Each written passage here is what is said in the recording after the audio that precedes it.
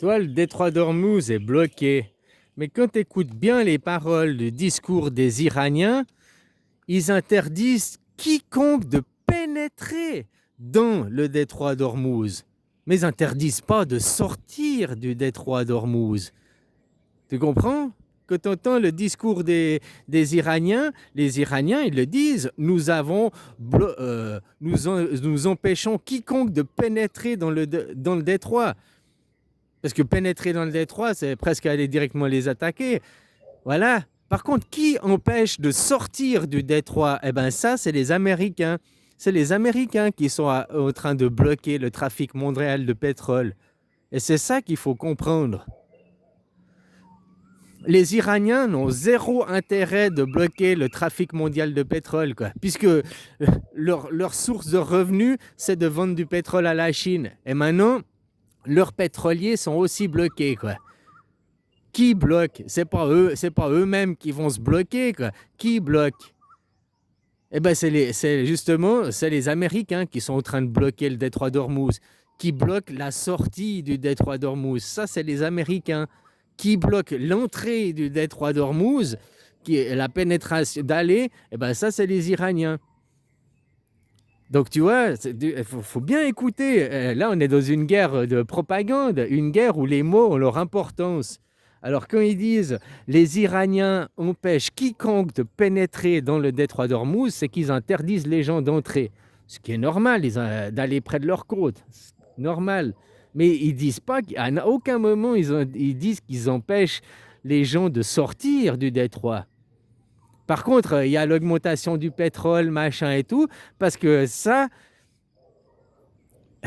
il y a un blocage justement des porte-avions où ils sont. Ça, c'est les Américains qui bloquent la sortie du détroit. C'est les Américains qui bloquent la sortie du pétrole parce qu'ils ont tout intérêt à que le pétrole ne sorte pas pour rester les leaders mondiaux.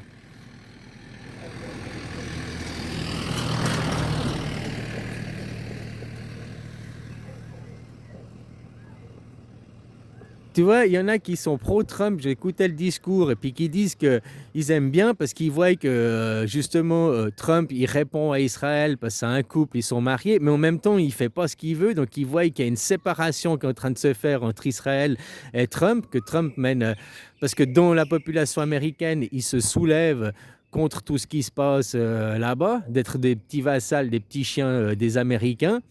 Les gens, ils n'ont plus envie, ils voient avec Internet, ils voient que... Hein, puis ils n'ont pas envie de rentrer en guerre, de partir dans cette merde, quoi.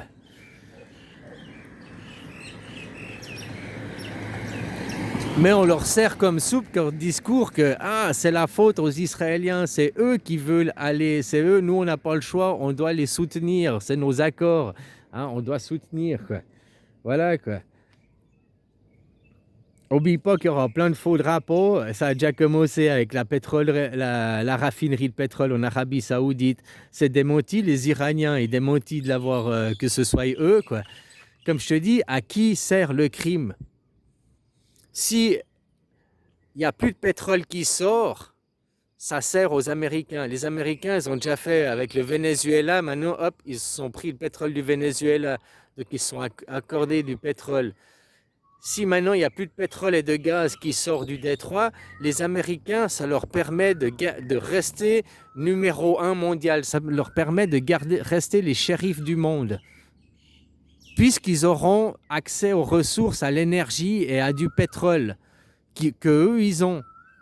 Mais par contre, la Chine, vu qu'ils n'auront plus le pétrole qui vient d'Iran, va manquer d'approvisionnement. La France, vu que d'autres pays, vu que vous avez plus de gaz, vous avez aussi plus de pétrole, machin et tout, vous allez manquer d'approvisionnement. Donc vous allez avoir des armées qui vont être affaiblies.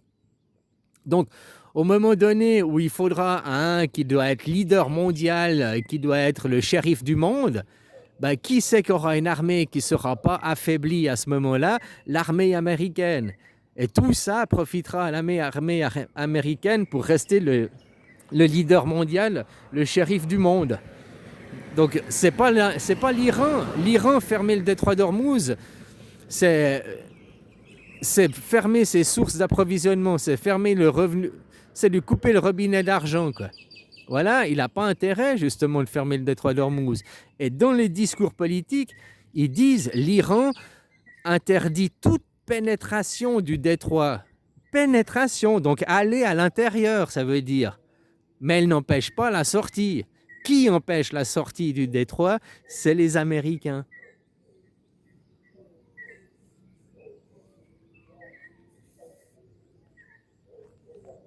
Les Américains, eux, ils veulent, tu sais, ni Dieu ni maître. Il y a un Dieu et il y a un maître. Il y a un roi. Les Américains, ils veulent rester le roi. Ils veulent rester le leader mondial. Ils veulent rester le maître. Ils en ont rien à foutre des dieux parce que eux, c'est des athéismes. Ils sont athées derrière. Ils en ont rien à foutre de Dieu. Ils utilisent Dieu comme ingénierie sociale pour diriger les gens. Ils sont hyper croyants, les Américains, mais pas le gouvernement. Le gouvernement, il est athée, il n'a aucune croyance. Il croit qu'en pognon, il croit qu'en la guerre, il croit qu'en la force. Je suis le plus fort et tout, quoi.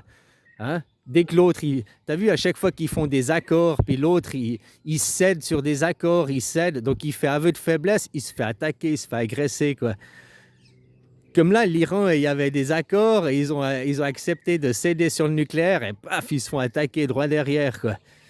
Puis pourquoi ils attaquent aussi l'Iran, j'ai dit, ouais, puis le Liban aussi. Maintenant, il y a aussi la guerre avec le Liban, le Hezbollah. Le Hezbollah, c'est des chiites. L'Iran, les dominants, là, les ayatollahs, c'est des chiites. Dans la religion chrétienne, ça correspond, c'est des protestants.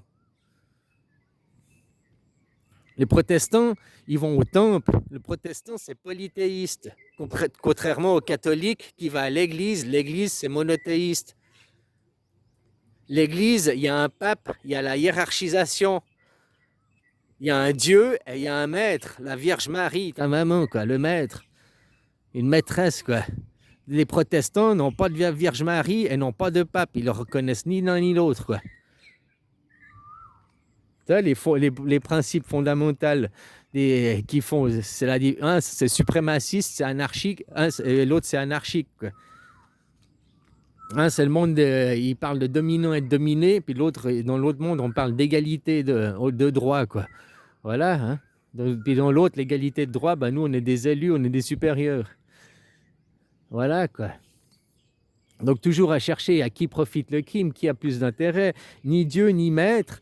Les Américains ils veulent rester le maître mondial, le leader mondial. Après, que ce soit la religion mondiale, le Dieu mondial, que ce soit le Dieu des Juifs ou le Dieu des musulmans, que ce soit l'Iran qui gagne, ou bien que ce soit Israël qui gagne, l'Amérique en a rien à foutre tant qu'ils peuvent rester le leader mondial derrière.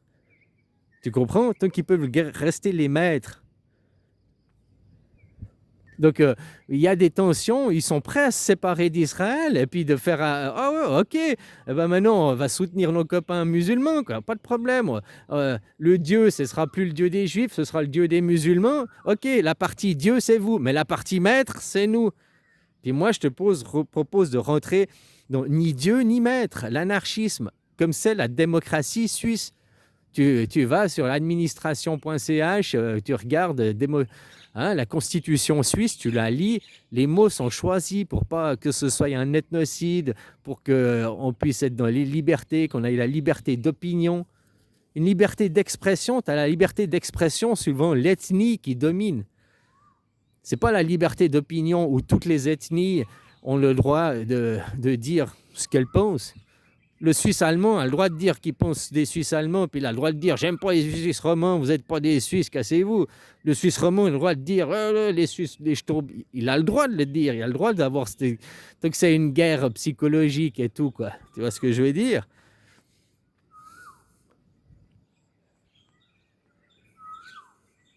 On cherche pas à gommer la culture de l'autre, quoi. On n'est pas ethnocidaire. Les mots sont bien choisis dans la Constitution, quoi.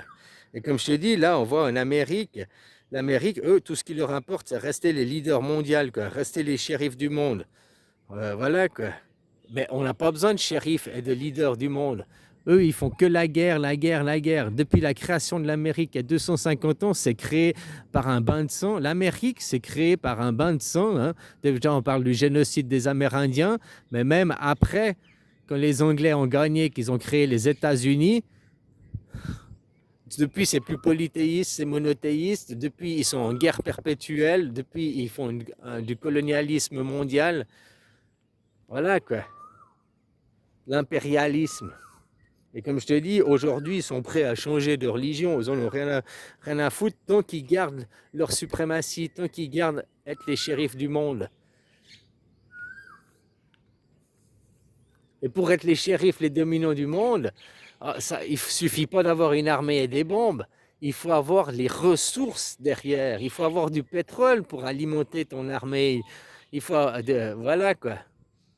Donc, en privant les autres armées, qu'elles soient européennes, qu'elles soient chinoises, parce qu'il y a 20-30% du pétrole mondial qui sort de ce détroit d'Ormuz, en empêchant le pétrole de sortir, ça profite aux Américains, ça ne profite pas aux Iraniens, puisqu'aux Iraniens, ça leur prive de ressources, ça leur prive de leurs revenus.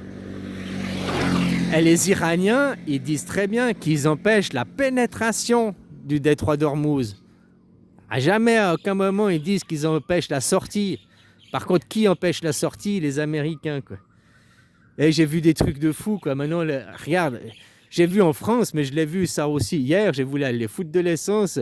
J'arrive, j'ai fait 3 stations-service, plus de diesel, plus de diesel, plus de diesel, quoi. La 4e, il y avait du diesel, quoi. Là, il y a des gens qui vont avec des citernes qui remplissent, quoi. Parce qu'ils espèrent qu'ils vont se faire des couilles en or, que ça va passer à... Enfin, voilà, quoi.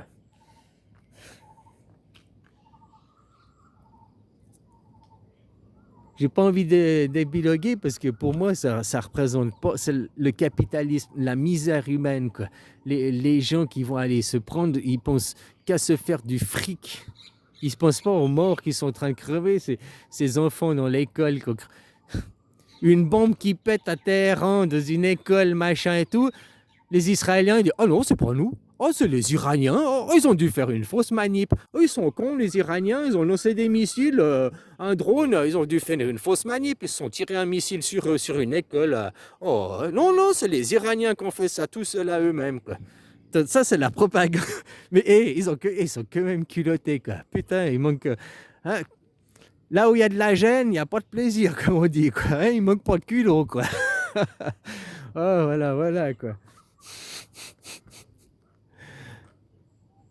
Et j'aurais toujours qu'une chose à dire, tout ça, ils le font grâce à votre fric, parce que toi, tu travailles, parce que toi, tu payes tes impôts à ton gouvernement. Donc, ni Dieu, ni maître, arrête de faire allégeance. Hein, que tu vas travailler par un maître. Point final, quoi. Aujourd'hui, on est à un moment charnière et il est temps de prendre de choisir le bon camp, quoi. Voilà.